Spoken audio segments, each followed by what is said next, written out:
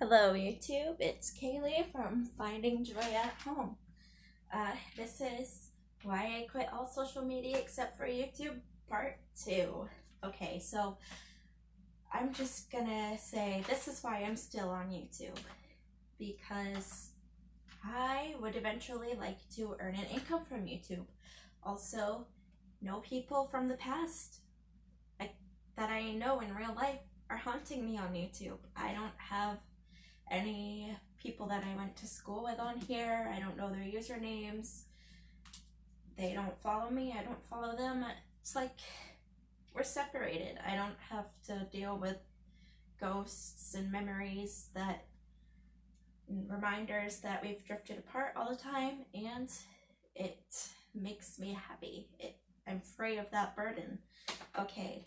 But why, that is part of why I quit, but where I left off was it messes with your self-perception. Okay.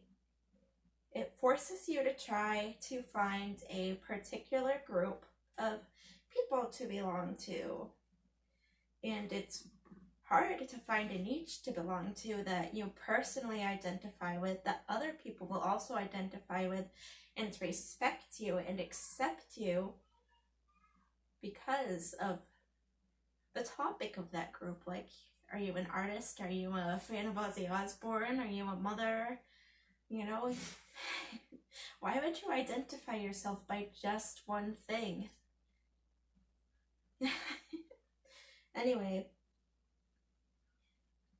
you begin to feel insecure if you are like not the best fan or not the best artist, or you're not super talented at something or super passionate about and obsessed with and making one thing your entire life. It's like you don't belong there, and you gotta leave the group, and then you've lost a whole bunch of friends even though you never really felt that connected to them in the first place, except maybe a few people that you messaged a few times and just had a nice conversation with.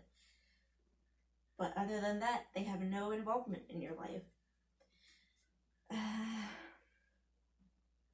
Anyway, you have to figure out the other things that you like in order to have some level of sanity. You can't just be an Ozzy Osbourne fan. You have to also be a Lady Gaga fan.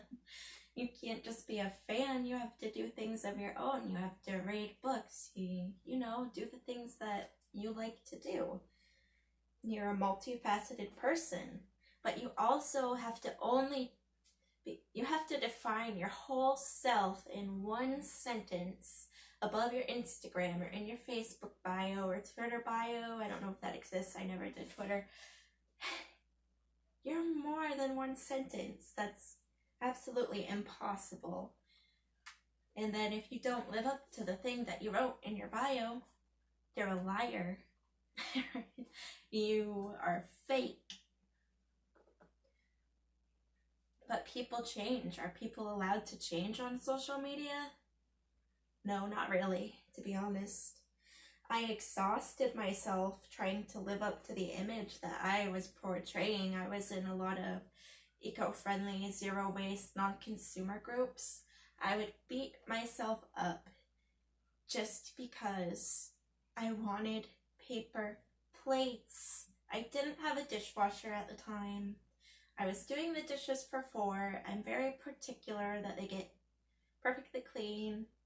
I was so frustrated. I was doing laundry for 4. I didn't want to use plastic for laundry detergent. Okay, so I said I was using soap nuts to do my laundry from a health store about 45 minutes away. Anyway, it was not sustainable for my budget when I can just buy regular laundry detergent at the grocery store, which I go to when I get my groceries. Okay, yes, so self-perception, even when you're on social media, even when you're not using it, when you're in your real life, you start to think, what would people think of me if they saw me doing this right now? What would people think of me if they saw me right here, right now? What would people think of me if they saw how I live, how I clean, how I decorate, how I dress, how I act? Is it the same as what I post? No. low because you only post the things that you want to celebrate, and not everything is worthy of being celebrated. Some people are messy. I'm messy. I'm not gonna show everyone my mess. I clean it up when people come over. I celebrate that by letting them in my house.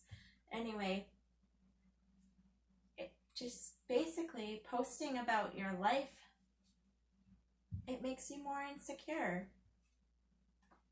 It makes your self-esteem go way, way, way, way down because you're not the perfect person that you would like people to think that you are. And when you let go of that, you don't have those expectations to live up to. And there's more time to be proud of yourself on your own. Sometimes when you're really proud of something, you'll post about it and it doesn't get the likes that you wish it would, and then you're kind of sad and you're not as proud of the thing that you posted anymore. But if you are proud of yourself and you keep it to yourself or share it with your loved ones or your family or your good friends, they're proud of you too because they're your real true friends. And that's why I quit. Thank you for watching. I really appreciate it.